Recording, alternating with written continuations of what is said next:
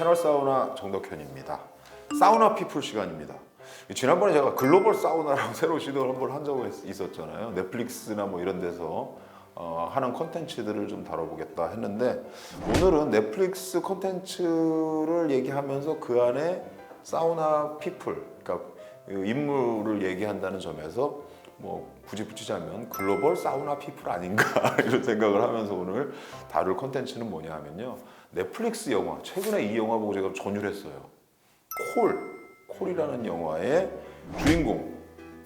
주인공은 사실 박신혜 씨인데, 저는 자꾸 여기 주인공은 전종서라는 생각이 들어요. 그래서 오늘은 사우나 피플이 두 명입니다. 한 명이 아니라 전종서와 박신혜 두 명을 오늘 한번 다뤄서 얘기를 해보고 싶습니다.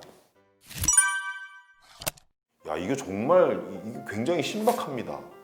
영화가 그냥 단순한 공포인 줄 알았더니 이게 아니라 스릴러야. 그 다음에 이게 콜이라는 제목이 그냥 들어간 게 아니라 20년이라는 시간을 두고 두 인물이 같은 공간에 있는 거예요. 그 집, 그 집. 근데 한 명은 20년 전에 있어. 그게 영숙이라는 인물입니다. 이게 바로 전종서 씨가 연기한 인물이고요. 그 다음에 20년 후에 서연이라는 인물, 지금 현재를 생활하는 인물이죠. 이 인물은 박신혜 씨가 연기한 인물. 이 두 인물이 20년의 차이를 두고 있지만 같은 공간에 있는 거예요. 근데 전화로 연결이 된다. 보통의 타임 판타지는 어떻게 하냐면요, 20년 후의 인물이 뭔가 후회되는 일이 있어. 그래서 그거를 과거의 인물한테 뭔가 요구를 하거나 해서 과거의 인물에 의해서 이 인물의 겪었던 어떤 후회되는 일을 바꾸는 거. 이 판타지가 대부분 사용되거든요. 실제로 그런 내용이 들어가 있습니다. 그런데 그거는 그냥 처음에 설정일 뿐이야. 실제 설정은 뭐냐? 20년 전에 이 인물이 학대받은 인물이고, 부모한테, 그것도 엄마한테 학대받은 인물이고, 결국은 학대받다가 폭발하는 거예요. 억압된 그 뭔가 악마성 같은 것들이 폭발을 해요. 근데 폭발하면서 연쇄살인범이 되는 거예요. 이게 무서운 얘기예요. 연쇄살인범이야. 20년 전에 이 인물이 연쇄살인범이야. 그럼 무슨 얘기냐면, 이 현재에 있는 인물이 이 인물에 의해서 영향을 받을 수 있다는 거예요. 여기서 공포가 생기는 거죠. 와, 나 이 부분이 굉장히 신박하다고 생각했어요. 이 반전 스릴러, 처음에는 뭔가 도움을 받아서 너무 고마운 존재처럼 느꼈는데, 알고 보니 살인자였고 그 살인자에 의해서 미래가 바뀔 수 있다는 걸 다시 느끼면서 공포감을 느끼는, 미래에 있는 사람이 불리한 게임이에요. 절대적으로 불리해. 그렇잖아요. 과거에 있는 인물은 미래 인물에 영향을 줄 수 있지만, 미래에 있는 인물은 과거에 영향을 주기가 어렵잖아요. 근데 이 영화는 기가 막히게 또 미래 인물이 과거에 영향을 줄 수 있는 방법을 찾아내. 이게 기가 막힙니다. 그건 스포가 되기 때문에 말씀 안 드려요. 근데 이 영화가 진짜 신박한 이유는 뭐냐? 저는 절대적으로 이 작품에서 전종서라는 배우의 아우라를 뺄 수 없다라고 생각합니다. 왜? 야, 연쇄살인범의 이 힘, 여기서 이 뿜어내는 에너지, 이 에너지의 힘이요, 처음부터 끝까지 영화에서 눈을 못 떼게 만들어요. 보면 볼수록 계속 빠져들어가. 야, 대단하다. 이 에너지 어디서 나온 거야? 진짜 연쇄살인범 같아요. 물론 아니겠지만, 전종서 씨 그럴 일은 없겠지만, 그래서 뭐 보면 소름 싹 돋습니다. 그래서 전체 힘을 이 전종서 씨의 연쇄살인범 그 연기를 통해서 가는데, 저는 뭐 감히 이런 얘기를 합니다. 진짜 이게 한국판 뭔가 조커 같은 느낌이 들어요. 조커가 했던 그 광기 있잖아요. 그 광기가 느껴져요.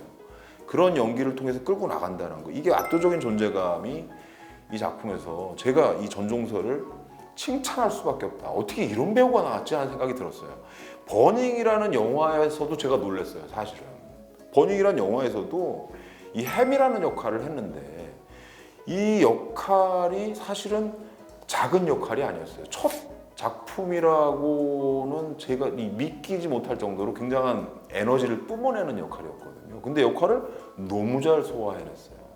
사실 그 뒷얘기를 들어보니까 이창동 감독님이 버닝을 할 때 이 햄이라는 역할의 주인공을 누가 연기할 것인가를 찾으려고 정말 많이 수소문을 했는데 못 찾았답니다. 결국 이 전종서를 만나고서 바로 너다. 라고 하고 그 전종서가 진짜 실제로 그걸 해냈다는 거예요. 그리고 참 희한한 일이 벌어지죠. 이 작품 하나로, 사실 이게 한 작품으로 해외 진출 어려운 거 아닙니까? 헐리우드 진출 어려운 일. 근데 그것도 해내. 전종서는 그것도 해냈다. 헐리우드 해외 진출해서 이 작품 하나로. 그리고 지금 헐리우드에서 굉장히 주목받는 배우입니다. 사실은 한 작품이 성공을 하고 그 후속 작품을 보지 않으면 사실은 그거는 되게 우연적인 일이라고 얘기할 수 있을 거예요. 근데 후속 작품을 보니까 전작의 어떤 것들이 우연이 아니었다라는 걸 확실하게 입증시킨 연기력, 이걸 보여줬다.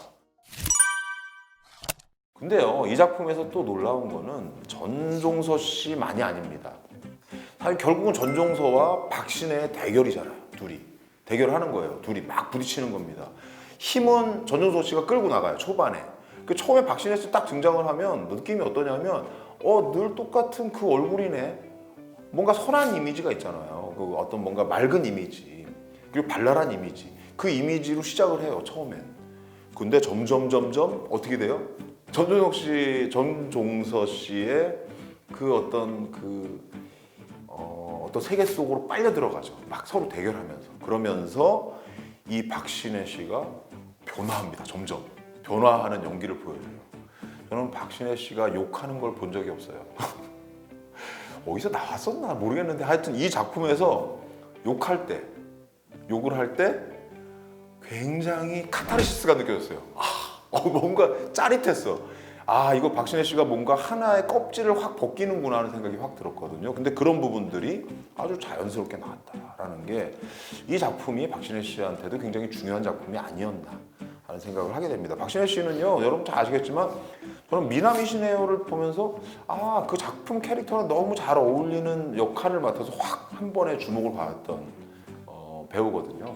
그 이후에 많은 작품을 했죠. 상속자들, 피노키오, 닥터스, 그러다가 아람브라 궁전의 추억, 최근까지 잘 했다가 최근에 넷플릭스에서 했던 살아있다라는 이 좀비 영화, 이 영화로 새롭게 또 주목을 받았습니다. 그러면서 콜에서는 변화 과정까지 보여줘서 박신혜 씨가 확실히 좀 뭔가 성장하고 있구나, 연기자로서 성장하고 있구나라는 것들을 느낄 수 있던 작품이 아니었나라는 생각이 듭니다. 그래서 콜이라는 작품의 두 인물, 뭔가 글로벌하게도 저는 이 두 인물이 좀 주목을 받을 것 같다는 생각이 듭니다. 왜냐면 넷플릭스에서 나왔기 때문에 또 그럴 것 같기도 하고, 배우의 성장은 역시 혼자 성장하는 것도 있지만 그 배역이 뭔가 합을 통해서, 다른 배우와의 합을 통해서 시너지를 확 낼 수도 있다는 것을 잘 보여주는 작품이 아니었나라는 생각을 하면서 오늘 콜이라는 영화의 두 인물, 전종서와